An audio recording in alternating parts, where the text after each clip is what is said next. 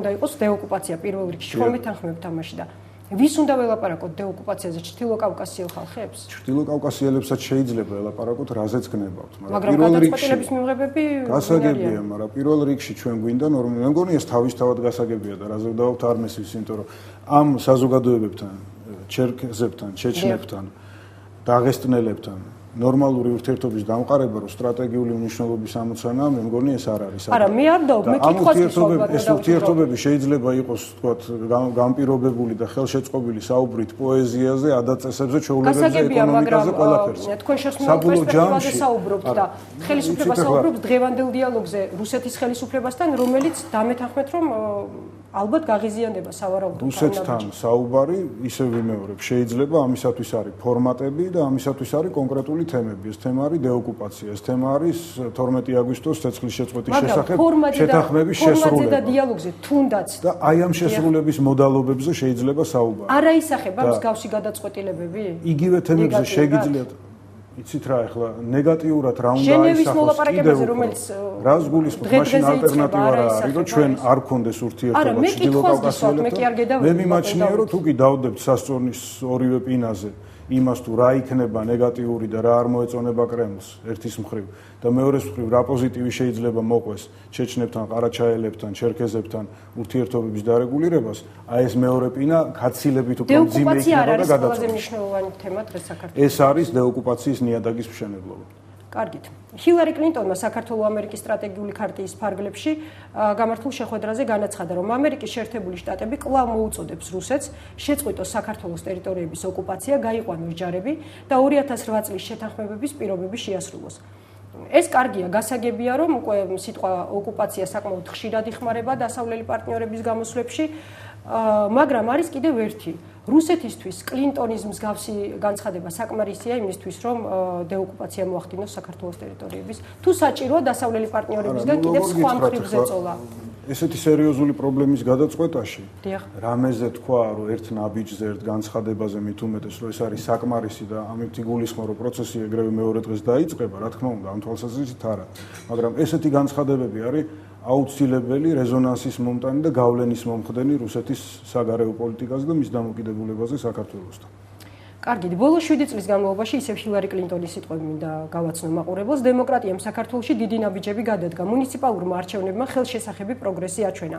მაგრამ ჯერ კიდევ ბევრი სამუშაოა პოლიტიკური კონკურენციის, ანგარიშვალდებულებების, მათ შორის მაისის არჩევნებში ნებისმიერი სავარაუდო დარღვევების საფუძვლიანი გამოძიების მიმართულებებით. განაცხადა ჰილარი კლინტონმა. ბატონ დავით, ხომ არ ადასტურებს ეს განცხადება, რომ არჩევნებმა არც ისე სამართლიანად ჩაიარა, როგორც ხშირად ამბობენ ხოლმე თავიანთ განცხადებებში პოლიტიკოსები, რადგან სახელმწიფო მდივანმა ახსენა სიტყვა გამოძიება. იცით რა გამოძიება ახსენა კი investigated. შეიძლება ნიშნავდეს გამოძიებასაც, გამოკვლევასაც, რა ორგანოების მიერ ეს არ არის დაკონკრეტებული. ეს შეიძლება იყოს საზოგადოებრივი, შეიძლება იყოს საპარლამენტო, შეიძლება იყოს სასამართლო, შეიძლება რაც გნებავთ ის იყოს. და გასაგებია, ეს არის ნათქვამი EUTHOS დასკვნებში, ეს გაცხადებული არაერთხელ ყოფილა ოფიციალური ხელისუფლების წარმომადგენლების მხრიდანაც, რომ თუ კი იყო დარღვევები, ისინი არის გამოსაძიებელი. ოღონდ გამოძიება სჭირდება ბუნებრივია სამხილები, ხო? კონკრეტული სამხილები და ამ სამხილების აწონდაწონვა ჯერ ძიების პროცესში მე სასამართლოში.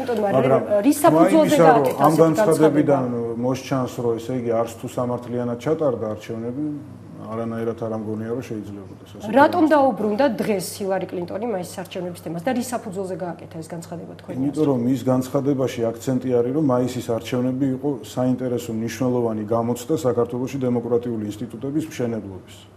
და ეს იყო მნიშვნელოვანი მიღწევა. ასე იწყება ეს საუბარი, თორე რა კიდევ არის ბევრი რამ გასარკვევი და თუ კი იყო დარღვევები, ისინი არის გამოსაძიებელი. აი ამასში კიდევ რა შინაარსი უნდა ჩავდოთ, მე აბსოლუტურად მე მოვაწერდი მაგაზე ხელს. აქამდე რატომ ვარ სუბიექტური, ხო, წარმოადგენ საქართველოში პოლიტიკურ ორგანიზაციას, რომელთანაც ოპონირებთ, მაგრამ ამ შემთხვევაში რაც თქვა ალბატონმა კლინტონმა, აბსოლუტურად გასაგები და მისაღები მგონია. აქამდე რატომ არ იქნა სიტყვა გამოძიება თუ გამოკვლევა, როგორც თქვენ ბრძანებთ ნახსენები?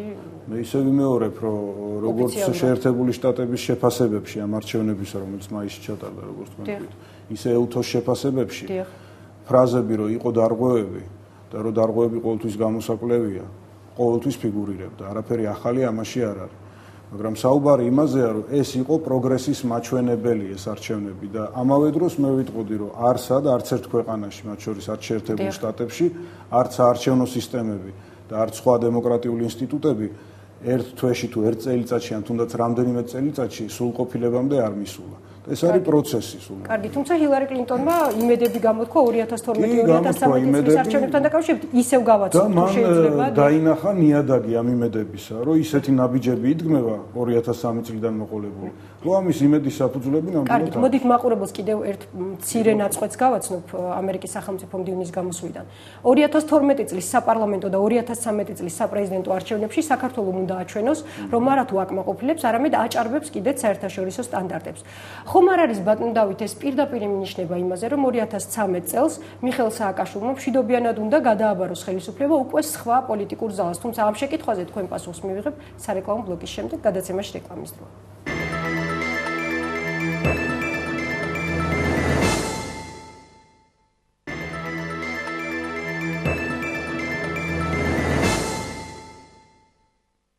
თქვენ უყურებთ პირდაპირ საუბარს, ჩვენი სტუმარია დავით დარჩაშვილი. ბატონო დავით, მოკლედ გავიმეორებ ჩემ შეკითხვას.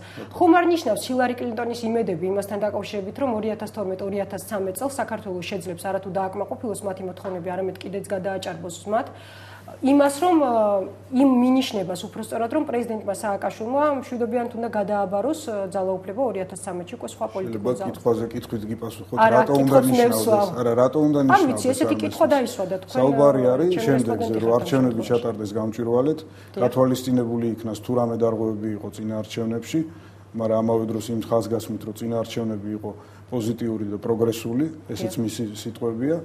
და ჩატარდეს ეს ყველაფერი უმაღლეს დონეზე და დანარჩენს განსაზღვრავს კონსტიტუციური მოდელი და საარჩევნო კანონმდებლობა. ანუ გამარჯვებული პარტია აყენებს თავის ლიდერის კანდიდატურას პრემიერ-მინისტრის თანამდებობაზე და მეორე უმრავლესობა ირჩევს და ეს ყველაფერი არის საზოგადოების გადასაწყვეტი არჩევნების გზით, რომელ პარტიას რა რეიტინგი ექნება.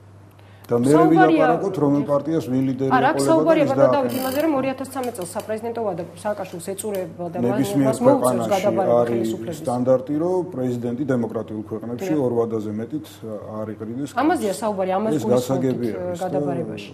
არა, გადაბარებაში რას გულისხმობთ, არ ვიცი, ანუ დემოკრატიული სტანდარტია, რომ საპრეზიდენტო თანამდებობაზე ორჯერ ზედიზედ ორ ვადაზე მეტი არ ქონდეს ადამიანს უფლება, ხო?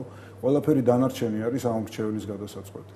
ვინ გაიმარჯვებს, როგორ და როგორ დაკომპლექტდება მთავრობა. რამდენიმე დღის წინ ცნობილი გახდა, რომ მედვედევისა და ობამას სატელეფონო საუბრის შემდეგ პრაქტიკულად გადაწყდა რუსეთის VMO-ში ვაჭრობის მსოფლიო ორგანიზაციაში გაწევრიანების თემა. პრემიერ-მინისტრმა გილაურმა კი განაცხადა, მოხარული ვიქნებით დავეხმაროთ ნებისმიერ ორგანიზაციას, რომელიც რუსეთს უფრო ცივილიზებულად აქცევს. ეს ჩვენი მისწრაფებაა, ეს ჩვენი მიზანია. მსოფლიო სავაჭრო ორგანიზაცია ცივილიზებული ორგანიზაცია და ის შეძლებს რუსეთი უფრო ცივილიზებულად აქციოს და ჩვენც ეს გვინდა. მაგრამ გვინდა რომ ეს მსოფლიო სავაჭრო ორგანიზაციის წესების დაცვით მოხდეს. ბატონ დავით, მაინტერესებს რა არის დღეს ჩვენი მთავარი მიზანი? ის რომ რუსეთის მსოფლიო სავაჭრო ორგანიზაციაში გაწევრიანება მოხდეს ჩვენი პირობების გათვალისწინებით, ანუ დავაკონკრეტებ, საქართველოს პირობა იყო ის, რომ ქართველი მებაჟები უნდა დადგნენ საბაჟო გამშვებ პუნქტებზე განთიადრე ადლერისა და როკი ქვემო ზაარმაგის ადგილებში, თუ ჩვენი მიზანი ის არის, რომ რუსეთი გახდეს ცივილიზებული უფრო ვიდრე არის დღეს. რა არის მთავარი მიზანი? ეს ორი რამ შეიძლება ვინმე შეუთავსებელი გონია, მაგრამ მე ასე არ ვიტყოდი. საქართველოს ბუნებრივია გააგრძელებს თავისი ეროვნული ინტერესების გამოხატვას, რომელი ორგანიზაციაც არ უნდა იყოს ამის ასპარეზი ამ შემთხვევაში. მსოფლიო სავაჭრო ორგანიზაციაში ბუნებრივია მოითხოვს ამ ორგანიზაციის წესდების თანახმად მეზობელ ქვეყანასთან, რომელიც სურველი ამ ორგანიზაციაში შეცვლის, კონდეს ნორმალური სასაზღვრო ურთიერთობები, ანუ ერთობლივად აკონტროლებდეს ოფიციალურად საერთაშორისო დონეზე აღიარებულ საზღვრებს. ეს არის მოთხოვნა WTO-ს ამ ორგანიზაციის, რომ ახალ კანდიდატს ყველა მეზობელთან კონდეს სავაჭრო ეკონომიკური ურთიერთობები მოგვარებული. ჩვენ არა გვაქვს მოგვარებული და ბუნებრივია უთითებთ ამ ორგანიზაციის წესდების მოთხოვნებზე. და გახდება თუ არა თქვენი აზრით რუსეთი ვაჭრობის მსოფლიო ორგანიზაციის წევრი? ცით რა პრეცედენტი, რომ რამდენადაც ჩემთვის ცნობილია, ხო, შეიძლება ვთქვათ, საერთაშორისო სავაჭრო სამართლის სპეციალისტი მოიყვანოთ აქ, მაგრამ რამდენადაც ჩემთვის ცნობილია პრეცედენტი, რომ კანდიდატი ქვეყანა გამხდარიყოს წევრი მაშინ, როდესაც მეზობლებთან კონდეს ისეთი ტიპის პრობლემა, როგორც რუსეთს აქვს საქართველოსთან, არ ყოფილა. საქართველოს არ